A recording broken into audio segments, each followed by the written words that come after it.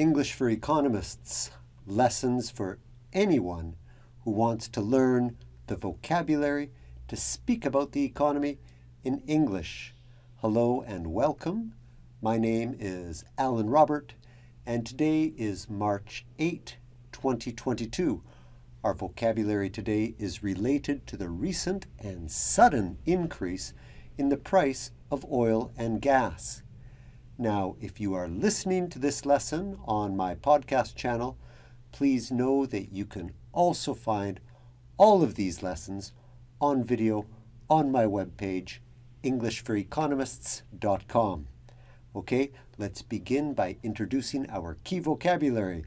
You will hear these words used later in a news summary, and I'll repeat them to you one last time at the end. Now, listen closely. Spike. To increase suddenly and sharply. To spike. You can also say a spike, using it as a noun. Disrupt.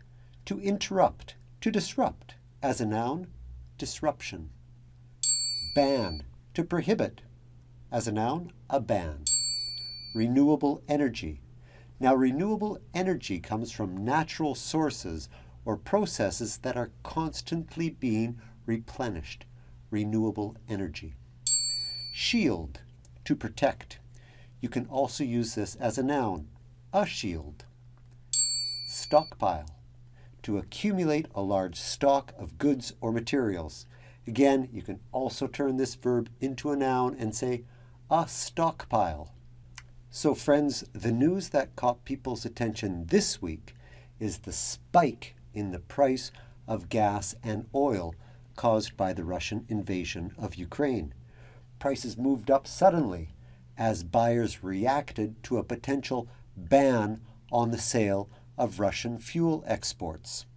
There is also the additional worry that the war might somehow disrupt the global supply chain, causing gas and oil shortages. A potential drop in supply is of particular worry to energy-hungry Western Europe, which is still facing another month of cold winter weather.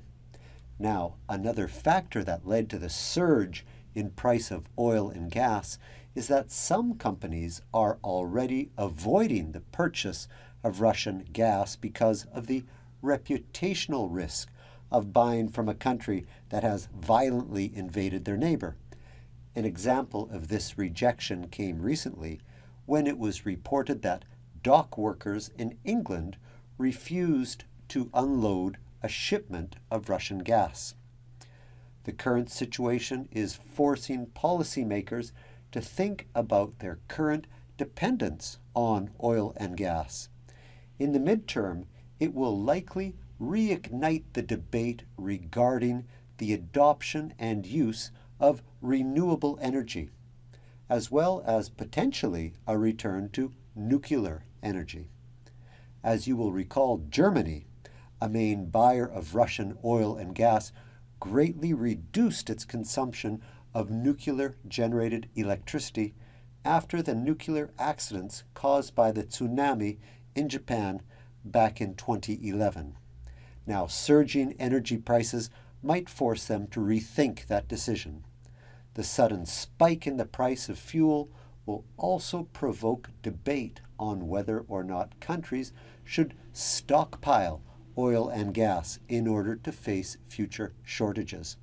It's a good question after all.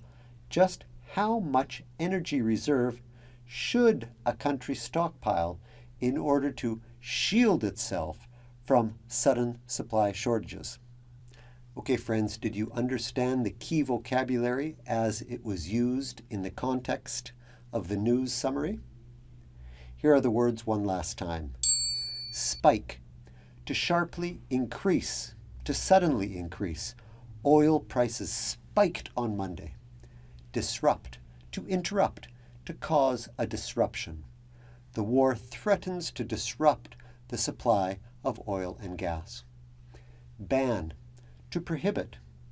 Countries may ban Russian gas and oil in order to support Ukraine. Renewables. Now that's energy created from sources which constantly replenish, like hydroelectricity or wind power. Shield, to protect. Access to alternative power sources can help shield an economy against a sudden surge or a sudden spike in oil prices. Stockpile, that's to accumulate a large stock of goods or materials. China has stockpiled a substantial reserve of oil and other strategic materials. Okay, friends, that's all for this week's lesson. Please follow this channel so we can stay in touch and share this lesson with anybody you think would enjoy it. The world needs professionals who can communicate clearly and with confidence across borders in English. So keep up the good work, and until next time, this is Alan Robert. Goodbye.